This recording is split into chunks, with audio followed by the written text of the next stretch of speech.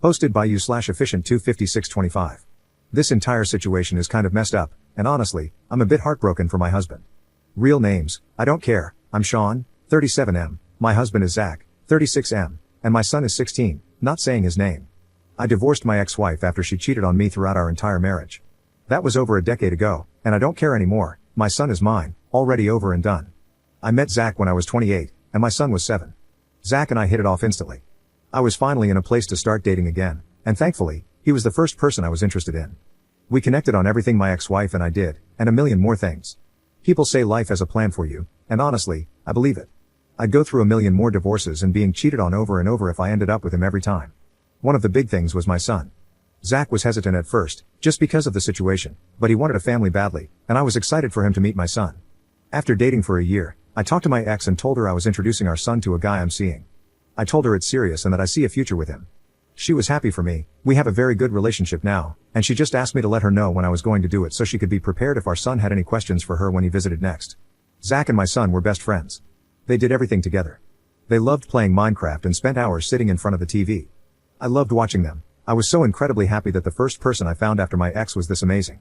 After about 6 months, I asked Zach to move in, and the rest is exactly as I've been describing. Amazing. My son started calling Zach his other dad when he was 10. It was a very sweet moment, which makes this hurt even more. Well, last weekend, my son had 3 of his friends over. They were playing video games in his room, and I had just left to do grocery shopping for the week, so it was just them and Zach.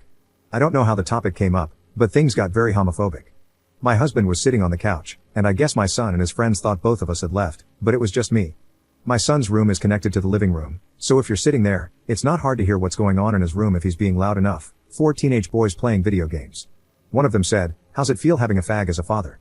My son laughed and said, "Kinda crappy."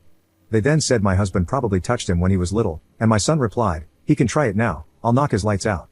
So not only was he being disrespectful to Zach, but he was also threatening him over something we all know he would never do. They kept saying things like, "Which one do you think takes it in the rear?" and, "Probably the fag, at least your real dad still likes women." Just a bunch of hateful stuff. My husband sat there, listening to it all, silently crying. I got home about 2 hours later to find my husband sitting in his car with a bag packed, waiting for me so he could leave but didn't want to leave my son alone. I asked what was going on and why he was leaving, and he told me everything. I tried to understand as best I could. I insisted that my son wasn't serious, that he was just being a stupid kid acting tough with his friends, but it didn't matter, the damage was done. Zach left, and I went inside and went off on my son.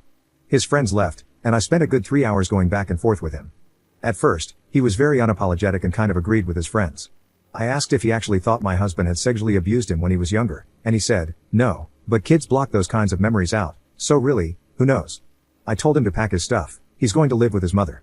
For context, his mom lives 3 hours away, which means a new school, new friends, if any, and less private space, as he'd have to share a room with his stepbrother. Just everything you'd expect from going from being an only child in a house to one of 4. My son instantly changed his attitude. He was crying and begging me not to send him away, saying he didn't mean it and was just lying to seem cool in front of his friends. I asked why he doubled down after they left, and he didn't have an answer. I told him to pack his stuff, he's leaving in the morning. I called my ex, told her the situation, and she agreed that he needs something drastic because what he did was not okay at all. Fast forward to now, and my husband is back, but he cries every night. Honestly, it feels like he's mourning, which I don't want, because when you mourn, you don't get over someone, you just become as close to indifferent as possible to keep living your life without them. I don't want that. I want my husband and my son to have that strong bond I know they have, and I don't want them to throw it away over this.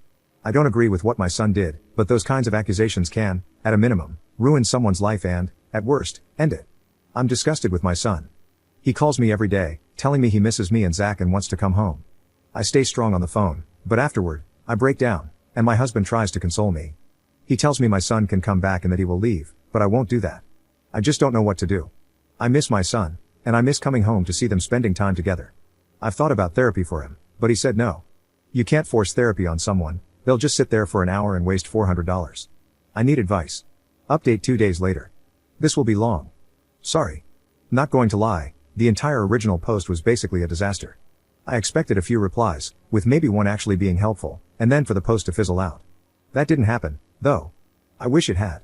There was so much back and forth, and so much hate towards me just for being gay. I expected some, but holy crap.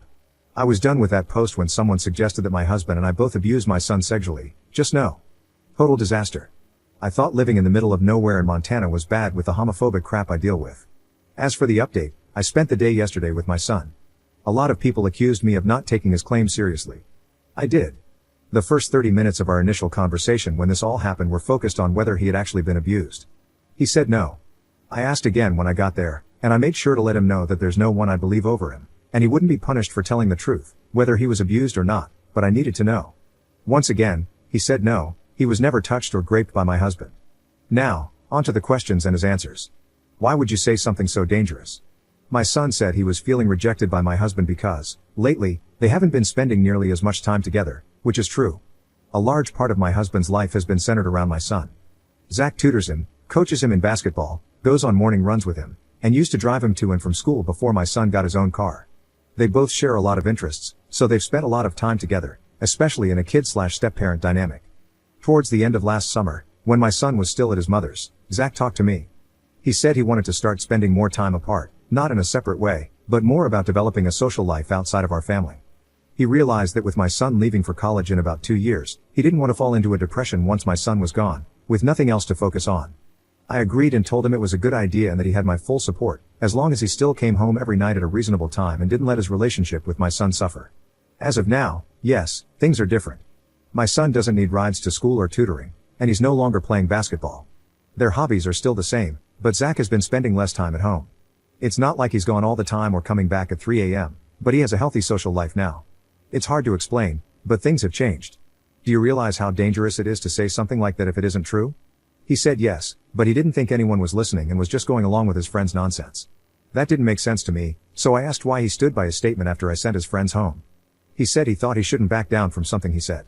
I told him that's incredibly stupid, and he should never do that, especially if he regrets what he said and it wasn't true in the first place. He said he knows and realized that when it happened, but he just couldn't stop himself from keeping it up. It didn't hit him that it was serious until I told him he was going to stay with his mother. Why do you want to be friends with people who talk so much crap about your parents? He said he doesn't really want to be, but these kids bully everyone they don't like, and he feels like he's in too deep to back out now. That I do understand. I had kids like that in my school. They bullied everyone, but they were cool to me until they found out I was gay, and then they made my last few years of high school hell. I told him I get it to some degree, but he doesn't have to add to what they're saying. A small chuckle and a screw you is usually enough to get people to move on from something. I also asked about them bullying him, because they kind of were. He admitted they do, but said it's not that bad. They just rip into him every so often about having gay dads, and over time, I guess that made him feel poorly towards Zach. The distance my husband was creating between himself and my son, mixed with the things his friends were saying, just built up. I told him I understood. I want to make it clear, I don't support what he said, but I do understand the emotions behind it. Why didn't you talk to us about how you were feeling? He said he didn't want to start anything. He and my husband are still close, and he didn't really know how he felt, he was more confused than anything. So, he didn't want to say something that might cause a fight if he wasn't even sure how he felt. I understood that too. At this point, I think this whole situation was just one miscommunication after another. Open dialogue could have prevented all of this from happening. There were a lot more questions, but my ex and I ended with, do you actually feel remorseful for what you said, or are you just tired of sleeping in the same room as a 7-year-old? He's genuinely remorseful. He told me that even if he had to stay there all year, he would still feel terrible about what he said about Zach. I reassured him once again that if anything had happened, now was the time to speak up, and I would believe him. Again, he said no. He started crying, saying he just missed us. It was an emotional moment, we hugged, and I told him I loved him and that would never change. I asked him to leave the room so his mother and I could talk. We decided on a month-to-month assessment to see when he would regain privileges, eventually leading to him coming home. There are conditions to all of this, like family therapy, solo therapy, and completely cutting off his friends, which I will help with. He was against solo therapy at first but eventually came around. He asked if Zach would be there next time, and I said no, but I would ask Zach if he wanted to come. My son smiled at that. I still believe sending my son to my ex-wife's was the right move. A lot of people aggressively disagree, and that's fine. My parenting style isn't for everyone. One of you even told me I should beat the kids up, so do I really care if some of you disagree with how I parent? Not really. The situation still sucks, and I don't know what to say. I miss my son. He's not coming home right now, and I wish I was leaving her house with him. As it stands right now, my son is living with his mother and her family.